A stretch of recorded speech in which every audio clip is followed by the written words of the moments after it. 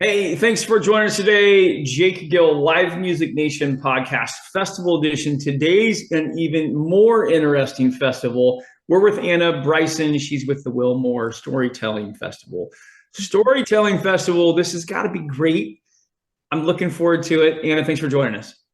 Yes, thanks for having me. I so appreciate it, especially to talk about one of my passions, storytelling. Absolutely. So, Anna, give us a little background on you. Where'd you grow up? Talk a little bit about your family and your career. Yeah, for sure. So my father and I, we started this festival. He is a professional storyteller. He's from the mountains of North Carolina, Brevard, which is right outside of Asheville. So storytelling was just kind of woven into me throughout time. He's also an ordained pastor, and I feel like he helps people listen to him because he's a good storyteller. Because if pastors aren't good storytellers, you're not going to get listened to. Right. Yes. So we grew up, we were missionaries. We moved around quite a bit, but then in the 90s, we moved here to Kentucky and we've stayed ever since. And it's been amazing. And I'm so grateful that our town has just really encouraged us in this event and everything that we've been wanting to do for the past 7 years. Okay, very good. So let's jump into the event. For those people who have never been there, and since we're doing a video and audio today, give our listeners answer these three questions for me. What does it look like? Mm-hmm. And I like question number 2. What does it smell like? Meaning food and the aura of the event. And then 3, what does it sound like? What are they going to hear? What type of activities are going on? So let's start with number 1. What does it look like? So we have it outside, which is amazing. We have it under a pavilion. So we have people that can come and go, people that can set up chairs, people can set up blankets. The lighting, of course, is perfect for on Friday nights, we do ghost tales. So that always brings in a big crowd. We had a gentleman one year, a couple years ago, he told the story from beginning to end of the assassination of Abraham Lincoln. Oh, wow. Which was great. It was bone chilling, but it was great. They usually get scarier and scarier as the evening goes on, so we can give families heads up if they have little kids. But that's always one of our favorite events. And of course, like I said, we always have lots of festival decorations, and we even do giveaways for people who come to the event because it is a free event. We write grants and we get sponsors, and we do a lot of publicity to make it a free event so people can come and enjoy it. Perfect. Okay, let's jump. Smells. What does it smell like? I love the smells. Everybody does. It's the key. I know. Well, we always have it in fall, which, I mean, fall smells great anyways. But we always have food vendors. One of our favorites that we have just about every year is a barbecue food vendor. So just that barbecue smell in the air and just the crisp fall season that's in the air, it, to me, makes it an incredible smell. Yep. All right. Sounds. What are people going to hear? Our storytellers, they're usually very different, and we don't do that on purpose. Any storyteller, the different things that they tell and the different ways they spin stories is always amazing. My father, he writes his own stories, but he tells Beowulf, which is one of my favorite stories.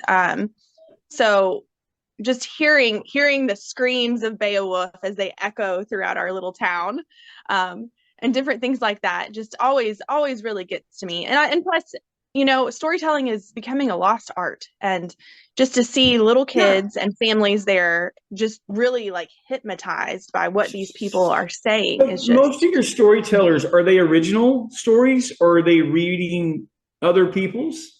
No, they're mostly original, and there's no reading. It's almost like a dramatization. Okay.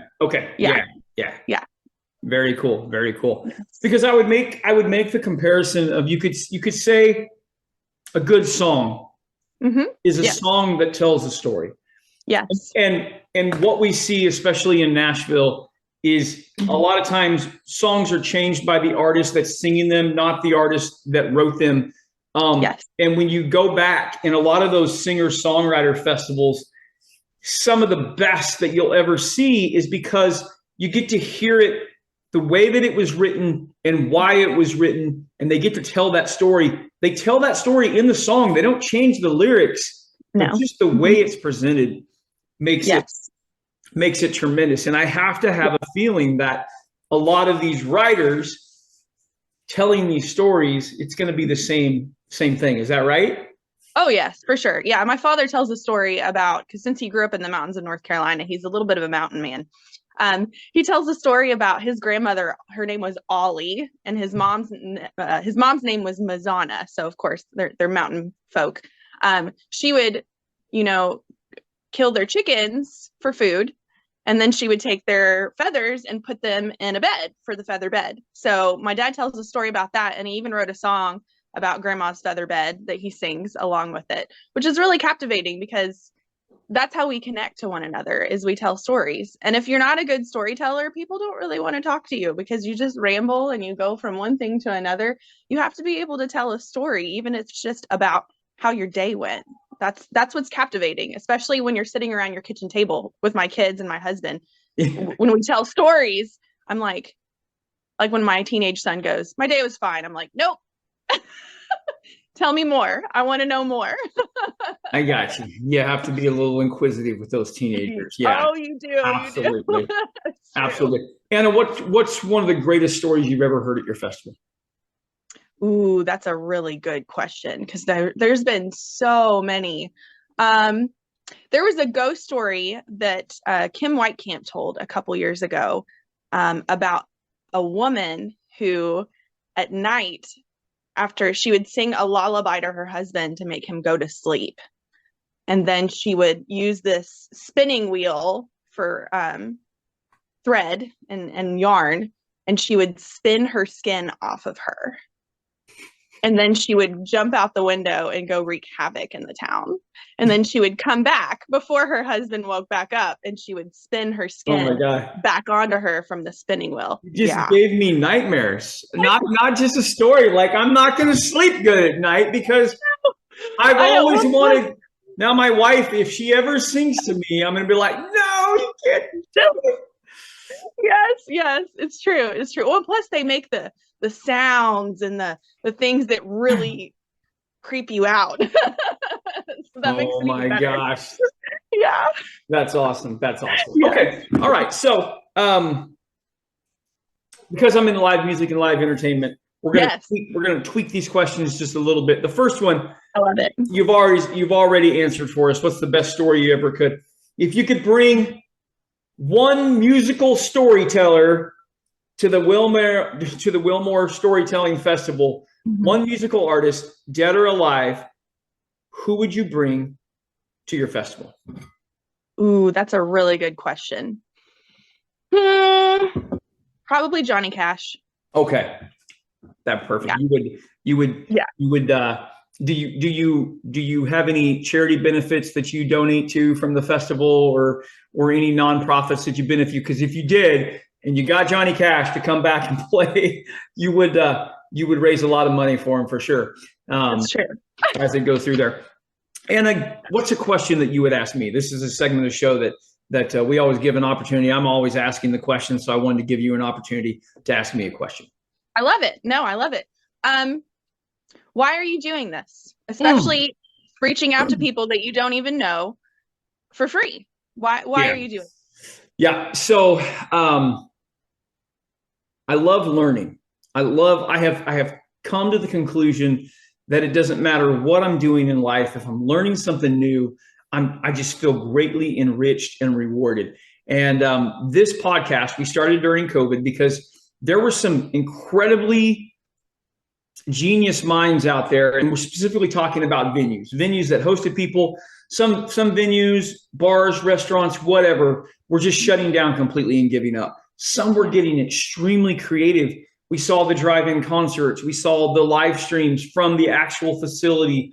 We saw restaurants starting to do carry out and providing entertainment outside while their customers were walking up and picking up food, or they were delivering. We saw lakes who were delivering food on boats and had musicians on the boats. It just was really, really intriguing for me. So after COVID broke and we were doing that segment of Live Music Nation just to help venues learn new ways and be creative, I just discovered that man, there are so many events that I've never played at, never performed at, never been to. I wanted to learn more about them. And I knew that our listeners who, you get tired of going to the same places every year, unless it's a reunion or something like that. Right. People want something new. They want to discover, and it's pretty much unlimited, Yeah. Even here in the 48, it's just pretty much unlimited. And the only way we're going to get that information out there is if we just share it. And so that's really, I get to learn and I get to share that with other people. Yeah, that's great. Well, and honestly, I feel like people like you and people like me need to stick together, because since we live in a small town, my marketing and stuff, how I go about things is completely different than what you would do in a big city. Oh, I'm like at every single little like small town event, people always joke I'm running for office because I'm everywhere. yeah.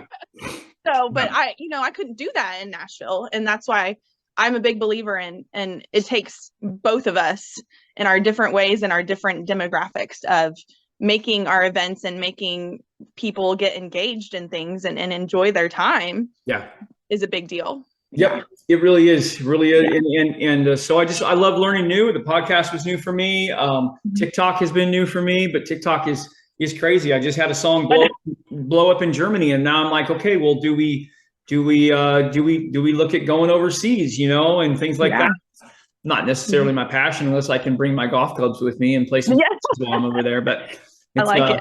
It's always good. And how do people find out more about the Wilmore Storytelling Festival, and how do they get in touch with you? Yeah, you can go to our Facebook page, More Tales Wilmore Storytelling Festival. All of our information is on there. They can also reach out to me at my email. My email is ajbryson12@gmail.com. If anybody has any questions, but our board, we only have 8 people on our board, and we pull this massive event off. Last year we had over 1,200 people attend over the 2 days, which is great, because the first year we did it, we had 40 people, and most of them were friends and family. So it's been an awesome ride, and so they can get in touch with me in between those 2 ways if they have any questions. But I personally invite you, if you would like to come and bring your family, since it is a family event for sure. Very good. Very good. Guys, check it out. Wilmore Storytelling Festival. Anna, thanks for being on with us. I appreciate it. Thank you so much. Have a great day. Okay. You too. Well, baby, I'm on it with a bottle